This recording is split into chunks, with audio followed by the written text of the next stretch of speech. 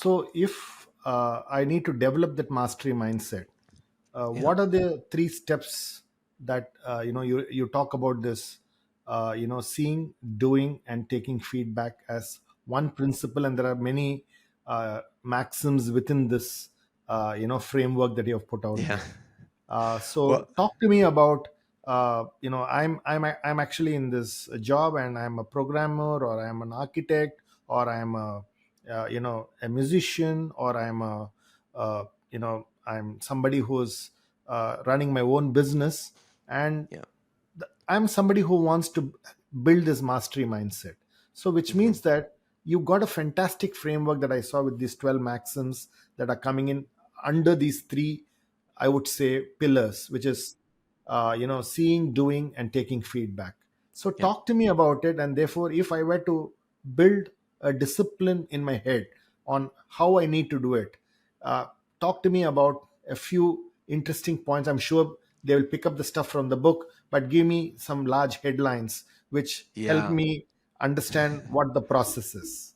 Well, I mean, part of writing this book is that you're just encountering so much research, so many different ideas that, these individual trees, you're like, what's the forest? What's the big picture? And so the eventual framework that I thought best organized these ideas is dividing it between these three factors. And I mean, they sound simple, but that betrays a lot of nuance, a lot of detail.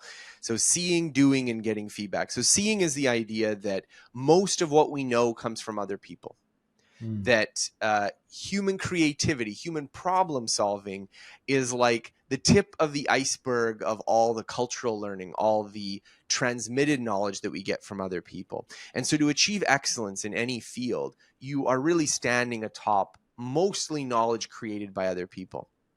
And where this was interesting for me was that there's lots of examples of differences in our ability to learn from other people. So if an environment makes it a little bit easier or a little bit harder, that can totally change the trajectory of not only just mastery of an individual, but for an entire group.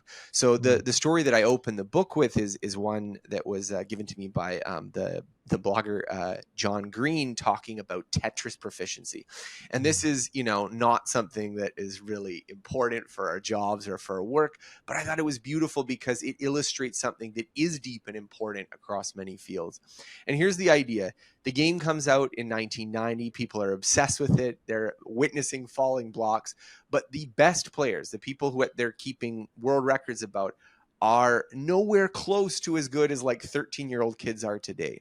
And the Hmm. difference is that in the last decade or so, there's been an explosion of online streaming and tools and tournaments, and basically things that make it much easier for players to learn techniques and strategies from each other. So a new player today who's like 10 years old can go online and be like, oh, this is the right way to play elite level Tetris. And they can quickly learn what would have taken trial and error, a decade or more for a lot of players to get to. And in some cases, they would never get to it because of what we talked about this increasing automaticity of maybe using an inefficient method. You just keep using it more and more.